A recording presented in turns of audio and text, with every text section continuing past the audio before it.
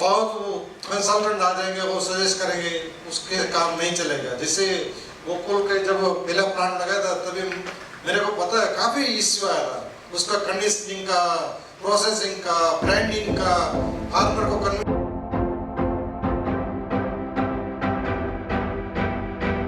I would like to request all the eminent speakers to come on the stage, and we will have a 10-15 minutes question and answer session, and you will be answering some important questions.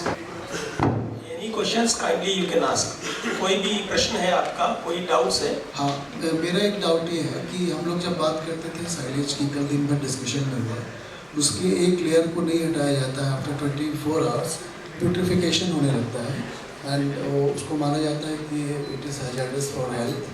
But in case of TMR हम सब कुछ मिला रहे हैं उसमें, और इसको हम पैक भी कर रहे हैं और किसान को पहुंचा रहे हैं। कभी कभी कहा जा रहा है कि काफ़ी दिनों तक रह सकता है।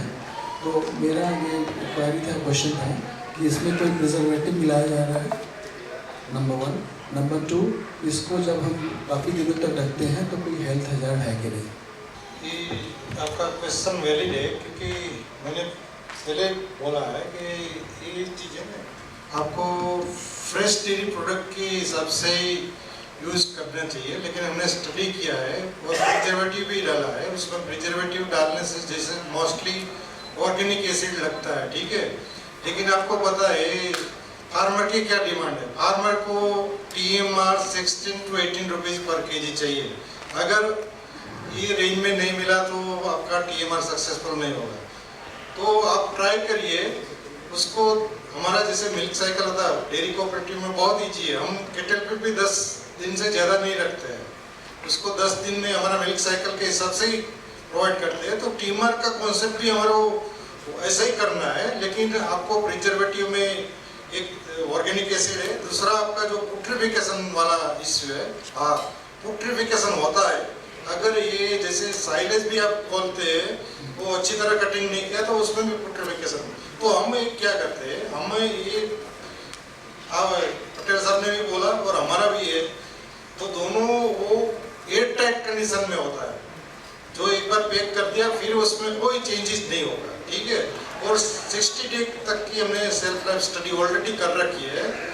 उससे ज़्यादा भी रख सकते हैं, लेकिन उसमें आपको प्रिजर्वेटिव ऑर्गेनिक एसिड जैसे एसिटिक एसिड है, सोडियम बेंजोएट है, कुछ डालना पड़ेगा। बाकी आपका दूसरा, मैंने पहले भी बताया कि हर बार ऐसा नहीं कि इसमें पोटेंसी रिड्यूस नहीं होती। जैसे विटामिन डाल दिया, कुछ ऐसा ऑर्गेनिक मिनरल्स है, कोई ईस्ट है, उसको आपको अगर बहुत आइडलिंग और डोसेज ज़्यादा है तो हम पीस, जैसे पिज्ज़ा के साथ रेड चिली ऑर्गेनो जैसे साथ में देते हैं, ऐसे ही हमारे को एडिशनली देना पड़ेगा। तो वो ये सॉल्यूशन होगा।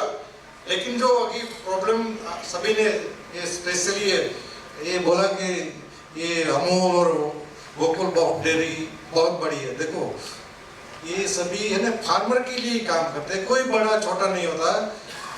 एक प्यून का भी इतना इम्पोर्टेंट होता है, एक प्राइम मिनिस्टर का भी इतना। तो वो मत सोचिए कि हम अमूल के साथ के कोल्हापुर के साथ डेयरी के, इवन आपसे हम सीख रहे हैं। हमारी टीम भी आपके वहाँ आई थी और आपके साथ रियली नियर फ्यूचर हम तुरंत ही जुड़ेंगे, क्योंकि देखो ये एक बंदे से काम होने वाला नहीं है, ठीक है। आपको एक तहसील में एक TMR प्लांट होगा तो भी आप हार्डली 30% एनिमल को सर्व करेगा, क्योंकि चैलेंजेस बताइए, आपको पता ही है, और आगे और चैलेंजेस आएगी, ठीक है। तो इसमें कोई बड़ा इतना इश्यू नहीं है। आपने जो स्टार्ट किया है तो वो आगे जाएगा। जो प्रॉब्लम आएगा उसका सॉल्यूशन हमारे को ढूंढना है, और बाहर से बहुत कंसल्टेंट आ जाएंगे, वो सजेस्ट करेंगे, उसके काम नहीं चलेगा। जैसे गोकुल के जब पहला प्लांट लगाया था तभी मेरे को पता है काफ़ी इश्यू आया था, उसका कंडीशनिंग का, प्रोसेसिंग का, ब्रांडिंग का, फार्मर को कन्विंस करने का। लेकिन अभी देखो ग्रोथ चल रहा है, और एक ग्रोथ अभी multiplication of 10, 15, 100% of growth with in short term आएगा। और दूसरा कोई भी प्रोडक्ट है, देखो ये मिल्क प्रोडक्ट है, आइसक्रीम है, कोई भी चीज़ है, अगर मैं एक ही बात बोलता हूँ, जिसकी रिपीट बाइंग नहीं होगी तो आपको कोई इन्वेस्टिगेट, वो आपकी प्रोडक्ट फेल है। बस एक ही चीज़ होती है। एक और छोटा सा सप्लीमेंट्री क्वेश्चन है कि जो इस पे अगर छोटी यूनिट्स लगाई जाए तहसील स्तर पे, तालुका स्तर पे, तो इस पे आपने कभी कोई इसकी कॉमर्शियल वायबिलिटी स्टडी की हुई है छोटे यूनिट्स लगाने का? हाँ, ऑलरेडी हम देखो, ये हमारा जो मैंने प्लांट बताया था हमारा अमूल का, उसकी ये हमने लगा था, तो जैसे साहब ने बोला बड़ी डेयरी बड़ा प्लांट लगा सकते नहीं, लगा सकती है, लेकिन सक्सेसफुल होना ने बहुत इम्पोर्टेंट है। तो हमारा जो बनास का और हमारा और ये जो गोकुल का है पायलट प्रोजेक्ट ही है, उसमें जो प्रॉब्लम आया पेकिंग का, सेल्फ लाइफ का, डिस्ट्रीब्यूशन का, परफॉर्मेंस का, उसके ऊपर स्टडी करके हम उसको फर्दर इम्प्रूवमेंट करते हैं टाइम के साथ। और हमारी साथ बहुत बड़ी बड़ी कंपनी भी साथ में काम कर रहे हैं, ऐसा नहीं हम स्टैंडर्ड रोल कर रहे हैं। कोई एंजाइम के ऊपर हमारे को सजेस्ट कर रहा है, कोई ईस्ट के ऊपर कर रहा है, कोई ऑर्गेनिक मिनरल के, और कोई पैकेजिंग मटेरियल में, कोई रिसाइकलिंग। अभी पैकिंग मटेरियल का ऐसा है, उसका कॉस्ट बहुत है, तो रिसाइकल बैग, वही बैग वापस आके कैसे, बाद में बड़े बड़े सामने बोला कि 10 फार्म वाला, तो उसमें पैक करने की जरूरत क्या है? एक ऐसा ही वैगन भर के वो डेली जाके उसमें प्रेस देखा है, आपका सभी इश्यू खत्म। तो ये बहुत ही इम्पोर्टेंट चीज है, और सभी को पता है लेबर आगे जाके मिलने वाला नहीं है, 800 900 1000 रुपये देने के बाद भी नहीं मिल रहा है। आगे जाके थोड़े टाइम में ये काम करेगा रोबोट। एक्चुअली आईटी हमारा बनास का बंदा है, आईटी के ऊपर काम कर रहा है। ये फीडिंग है ना, वो ये टीएमआर भी रोबोट ही करेगा, कितना देना है वो उसको सेंस होगा, वो 10 किलो चाहिए 10 ही किलो देगा, वो गाय को चाहिए 20 तो भी नहीं देगा। तो ये सब आईटी के ऊपर बहुत काम कर रहे हैं। और हम अमूल डेयरी हमारे पास हमारे पास कार्ड भी नहीं, हम टोटली पेपरलेस है, हमारा पूरा डिजिटल है। और कौन सा एनिमल क्या खा रहा है, फैट एसएनएफ डिसीज कब होना है, अभी हम प्रिडिक्शन के ऊपर जा रहे हैं। ठीक है, ऑलरेडी कि आपका 2 दिन के बाद आपका एनिमल बीमार होगा कि नहीं, कब हीट में आएगा, बहुत सारा उसके काम हो रहा है। और उसको फिर मल्टीप्लाई करना है। जो एरर के साथ कोई भी प्रोडक्ट इम्प्लीमेंट करो ना, तो उसमें बहुत डिफिकल्ट आती है। तो हमने बहुत रिफाइनिंग कर रहे हैं, और सभी को लगता है कि कोऑपरेटिव में तो ऐसा होता है। एक्चुअली रियलिटी सभी की अगर देखो ना, तो कोऑपरेटिव में बहुत ऐसी कोऑपरेटिव बहुत अच्छा काम कर रही है। उसको आपको आपका माइंडसेट, आपका नजरिया, आपका देखने का नजरिया चेंज करने की जरूरत है। प्रॉब्लम आएगा, प्रॉब्लम का सॉल्यूशन निकालना हमारे को, क्योंकि हम सालों से 78 ईयर से हम वही बोल रहा है हमारे पास ये नहीं है, वो नहीं है, नहीं हमारे पास सब कुछ है, उसको एफिशिएंट यूटिलाइजेशन करना पर। ठीक है, थैंक यू सर। मैं थोड़ा ऐड करता हूँ आपके क्वेश्चन का।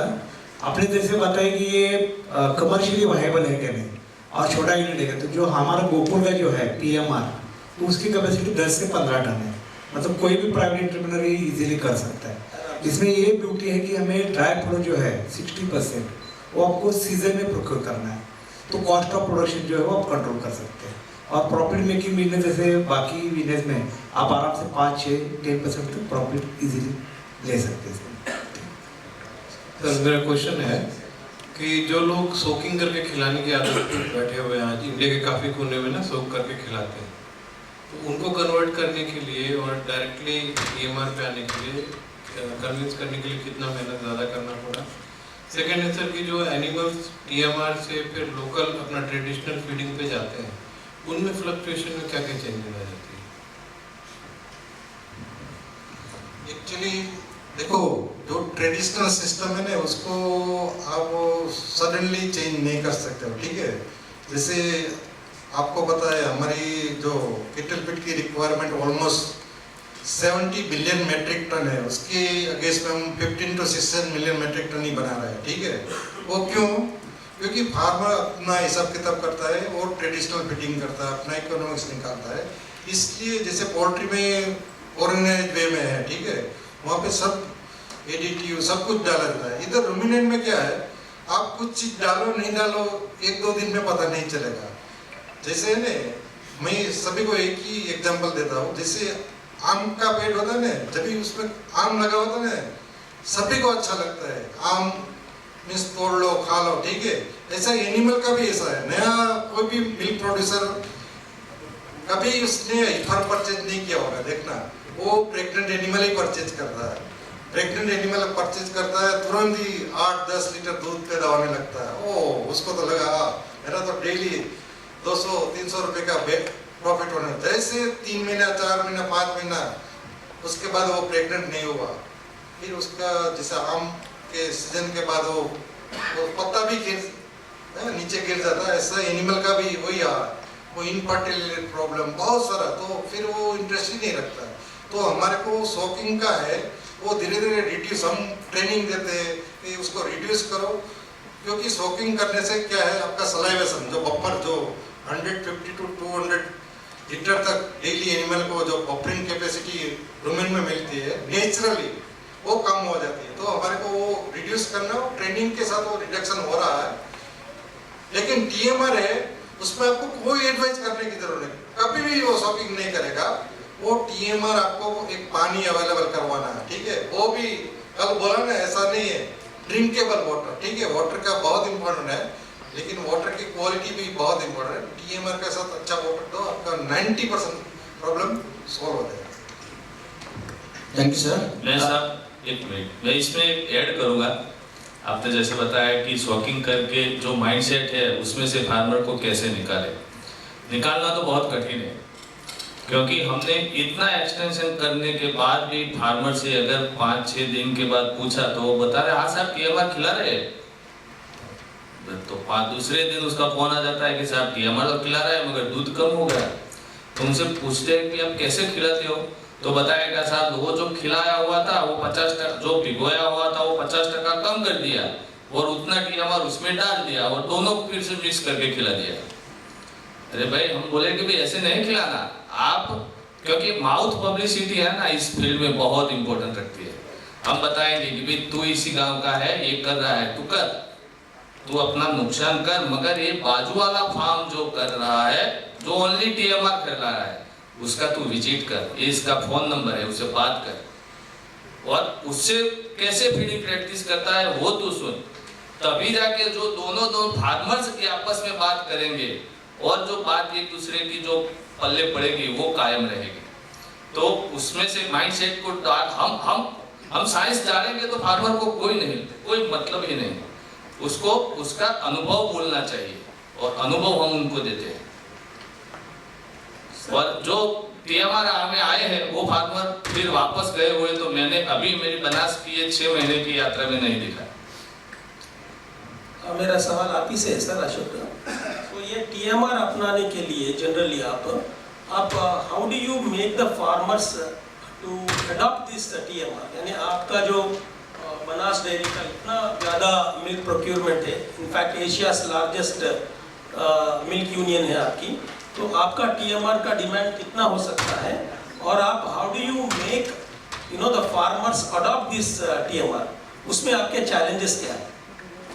अभी फार्मर टीएमआर एडप्टेशन में तो कोई इश्यू है ही नहीं, क्योंकि अभी मैंने आपको मेरे प्रेजेंटेशन में बताया कि मेरे पास 1000 फार्मर्स अभी इसका फायदा ले रहे हैं और 200 ऐसे फार्मर हैं जो लाइन में है। मैंने उनको रुकवा के रखा है कि भाई जहाँ तक मेरा मशीन मैकेनाइजेशन झड़पी नहीं होता तब तक मैं आपको इसी टीएमआर पद्धति में एनरोल नहीं करूँगा, क्योंकि एक बार साहब ने भी बताया कि टीएमआर पे आप आ तो गए मगर उसमें थोड़ा बाहर पीछे हट करनी पड़ती है तो मिल्क यील्ड में आपको नुकसान भुगतना पड़ता है। तो हम पहले से ही फार्मर को बता देते हैं कि भाई तेरे को अगर टीएमआर पे आएगा तो इतना फायदा तो होगा ही होगा, मगर ये एक पद्धति है, ये कोई नई टेक्निक नहीं है, पद्धति को पकड़ के रखो आप।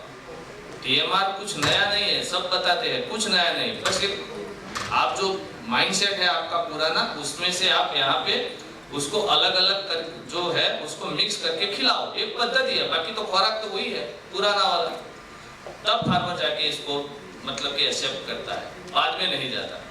और आपका प्रश्न है कि आगे कितना हो सकता है, तो मैंने और भी बताया कि हमारा मैनेजमेंट और 3 प्लांट जो 50 मेट्रिक टन का भी हो सकता है और 100 मेट्रिक टन का भी हो सकता है, आने वाले 6 महीनों में उसको कार्यरत कर रहे हैं या कमीशनिंग करने की सोच रहा है। एक और भी बात है कि हम मल्टीपल लोकेशन पे उसको लेके जाएंगे, क्योंकि डिस्ट्रीब्यूशन चैनल उसका शेल्फ लाइफ वो भी एक मायने है, तो उसको ना ताकि एक पॉइंट पे रखे उसको मल्टीपल लोकेशन पर अगर हम ले जाएंगे तो मेरे पास 16 तहसील है, तो 16 तहसील में एक 100 मेट्रिक टन का प्रोडक्शन वाला प्लांट लगाना पड़ेगा। और एक क्वेश्चन है सर आपके लिए, आप जो अपकमिंग कोऑपरेटिव यूनियन से या लार्ज इंस्टीट्यूट से, जैसे कि हेरिटेज हो गया, डोडला हो गया या पराग हो गया, तो यदि वो फीड में ऑलरेडी है, तो आप नेक्स्ट इनके फ्यूचर प्लान्स के लिए आप एक बड़ा फीड प्लांट लगाना चाहिए या छोटे छोटे लोकल TMR हब्स लगाना चाहिए? आगे चल के कौन सा फ्यूचर रहेगा, बड़ा सा फीड प्लांट या 3-4 TMR? यही तो आपने मुंह की बात छीन ली हमारी, क्योंकि मैनेजमेंट, बनास का मैनेजमेंट, मैंने बताया कि अभी 3000 मेट्रिक टन पर डे के हिसाब से हम कैटल फीड प्रोड्यूस कर रहे हैं, और 400 मेट्रिक टन तो हर रोज बाहर से लाके देते हैं फील्ड में। मतलब कि 3400 मेट्रिक टन पर डे को देने के बाद भी अभी हमारी डिमांड बरकरार है।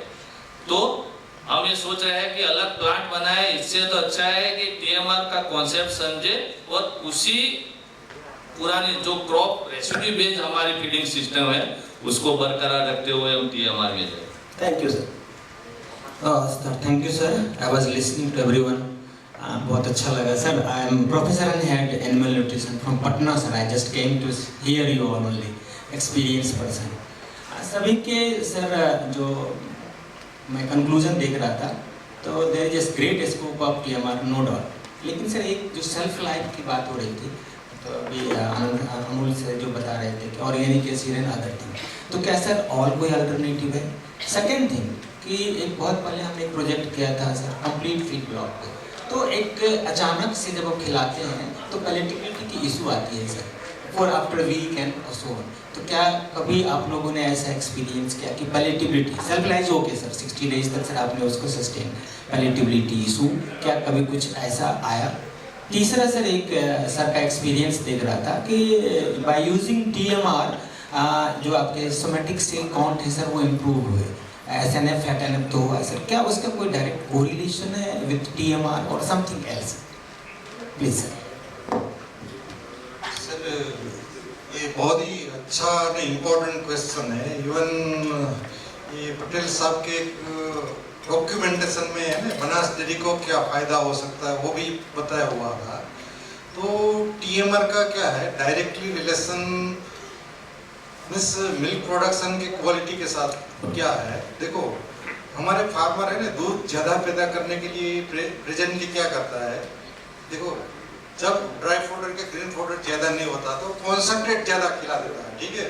या तो ग्रीन फोडर, या तो locally available groundnut oil cake है, मेज ऑयल केक है, ये सभी ऑयल केक में 50 से लेके 500 ppb तक अफ्लाटॉक्सिन है। अगर 1 किलो भी ऐसी कॉन्टामिनेटेड केक खिला दी, फार्मर को कुछ लेना देना नहीं है, उसको दिखेगा भाई, मैंने बोला ये इनविजिबल पॉइजन है, ठीक है, लेकिन पहले अटैक करेगा उसके लीवर के ऊपर, ठीक है। इवन हमारे एनिमल में जो अभी जो जितने हमारी एनिमल पॉपुलेशन है जो 2 साल के एबोव की है, अगर उसको स्लॉटर करके स्लॉटर हाउस में उसका लीवर एग्जामिन किया जाए ना, हमने तो देखा हुआ है उसकी एफिशिएंसी 75 से 50% रिडक्शन हो गई।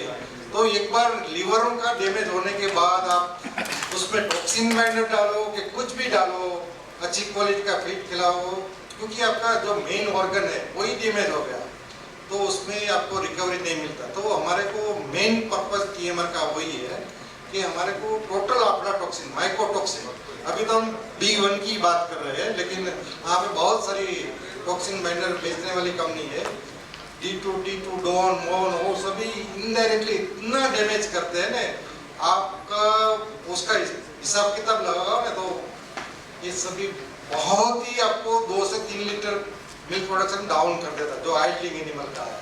तो हमारे को ये फोकस रखना है कि हमारा जो साइलेज है, हमारा जो इसमें रॉ मटेरियल डाला जाता है उसकी स्क्रीनिंग करने के बाद ही डाला जाए, क्योंकि आपने देखा होगा पोल्ट्री में अगर ऐसा हो गया तो तीसरे दिन उसमें एक प्रोडक्शन ड्रॉप हो जाएगी। एनिमल में इतना जल्दी नहीं दिखता है, लेकिन उसकी फर्टिलिटी के ऊपर, उसका सोमेटिक सेल काउंट, क्योंकि ये इम्यूनिटी रिलेटेड है, तो सब क्लिनिकल लेवल मस्टाइटिस तुरंत ही हो जाता है, तो उसका सोमेटिक सेल काउंट बढ़ जाता है।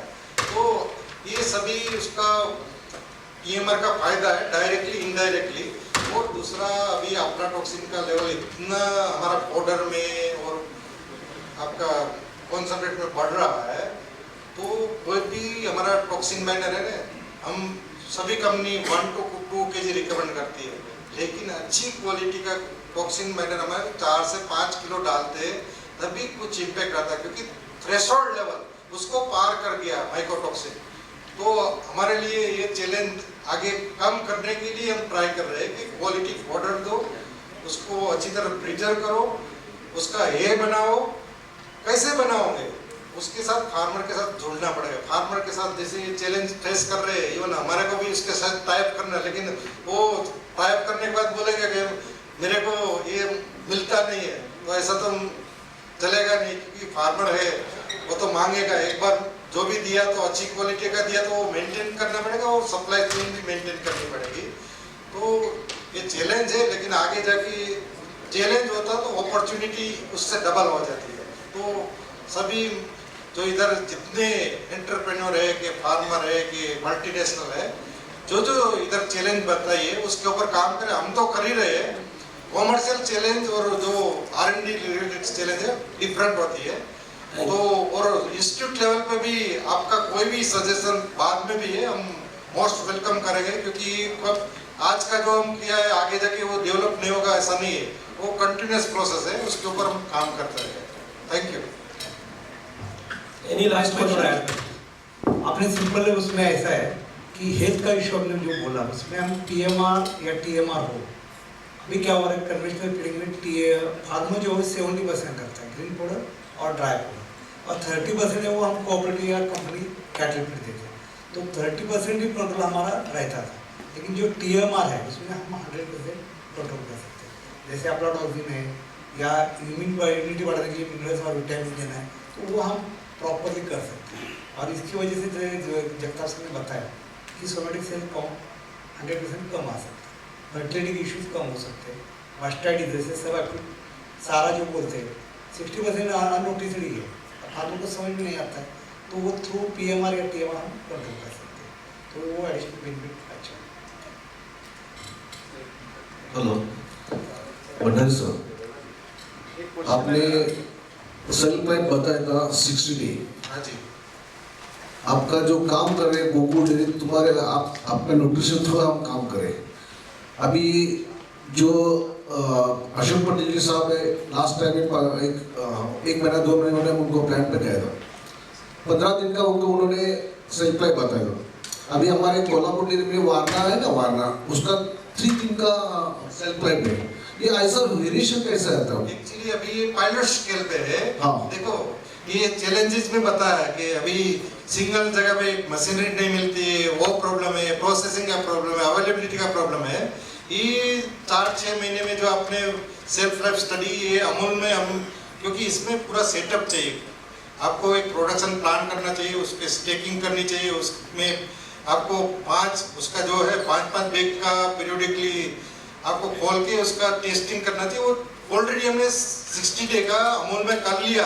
बाकी तो हमें हमारी रिक्वायरमेंट जैसे है ना वो 14 प्लांट की एट ए टाइम है, ठीक है। फार्मर डिमांड बहुत करते हैं, लेकिन आपका जो क्वेश्चन है वैलिड है कि विदाउट सेल्फ लाइफ, तो भी हम सेल्फ लाइफ 60 डे लिखेंगे, लेकिन हम केटल फीड में भी लिखते हैं, लेकिन 10 दिन 12 दिन से ज़्यादा हम फार्मर के पास स्टोर नहीं करते हैं, ठीक है।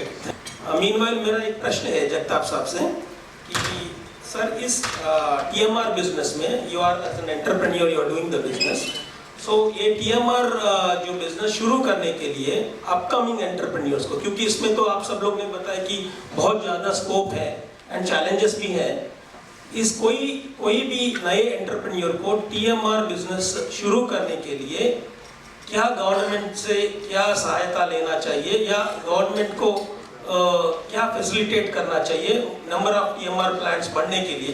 जैसा फीड प्लांट्स है अपने कंट्री में, TMR बढ़ने के लिए क्या करना चाहिए गवर्नमेंट को? और एज एन एंटरप्रेन्योर को क्या एंटरप्रेन्योर को what is the preparation and plan they have before setting up the TMR plant? क्या चैलेंजेस उसको फेस करना पड़ता है? फिर वो जैसे मैं बताया TMR प्लान करना है तो बैकवर्ड लिंकेज बहुत ज़रूरी है, जो फार्मर कॉन्ट्रैक्ट होना ज़रूरी है। साइलेज TMR का बेस है टोटल TMR का, तो इसके लिए रॉ मटेरियल का प्रोविजन करना जरूरी है, ये फर्स्ट है। दूसरा गवर्नमेंट जो बताया तो गवर्नमेंट का बहुत सारा स्कीम है, मगर अभी दोनों सामने बताया वो मशीनरी कौन सा ये करने का वो थोड़ा देख के करना चाहिए, क्योंकि सेल्फ लाइफ का जो क्वेश्चन है वो बहुत सारे इससे रिलेटेड है जो आपने बताया। दूसरा, और मैं पहले बताया शुरू करते समय वो चेकलिस्ट है किसी को देना, वो बहुत ध्यान से करना है, क्योंकि सक्सेस स्टोरी मेरे को अच्छा रिजल्ट आया तो मैं बताता है तो आगे हो जाता है, अगर कुछ गलती फार्मर करते हैं तो वो प्रोडक्ट खराब होता है, इसलिए चेकलिस्ट सिलेक्ट करने के लिए इम्पोर्टेंट है। Thank you, sir. Yeah, thank you, sir. Very nice presentation and information. मेरा एक क्वेश्चन था कि जैसे हम साइलेज यूज कर रहे हैं तो उसके साथ कभी हमने हेलेज के साथ भी ट्राई किया है जिससे मॉइस्चर लेवल थोड़ा कम हो, और जैसे सेल्फ लाइफ की हम बात कर रहे हैं तो सेल्फ लाइफ को थोड़ा इम्प्रोवाइज किया जाए। Thank you, sir. Thank you. This is the last question, sir. हेलेज के बारे में हमने सोचा था थोड़ा, मगर ये मीनवाइल इकोनॉमिक नहीं रहेगा, जबकि इसी ड्राई फॉडर इसी प्रोपोर्शन के जो अभी मुझे मिल रहा है 9-10 रुपये किलो के हिसाब से, साइलेज का मेरा रेंज है 7 रुपये तक और मेरा खुद का दाना है 27-28 रुपये तक का, तो उसी में ये जो इकोनॉमिक होना चाहिए, फर्स्ट मोस्ट इम्पोर्टेंट फैक्टर साहब ने बताया था कि अगर वो इकोनॉमिक नहीं होगा तो फार्मर एक्सेप्ट नहीं करेगा। तो हेलेज का अगर यूज करते हैं तो महंगा हो जाता है, क्योंकि वो 9-10 रुपया वाला पाउडर मुझे जाके चलूँ तो 15 रुपये में पड़ेगा, तो मैं उसको नहीं दे पाऊंगा, और जो रिक्वायरमेंट उसी में फुलफिल हो रही है उसके लिए ज़्यादा अच्छा न्यूट्रिशन रिक्वायरमेंट ही तो फुलफिल करना है, राशन तो न्यूट्रिशन ही तो बैलेंस करना है, तो इसी से न्यूट्रिशन बैलेंस हो जाता है। Thank you everyone for attending this section.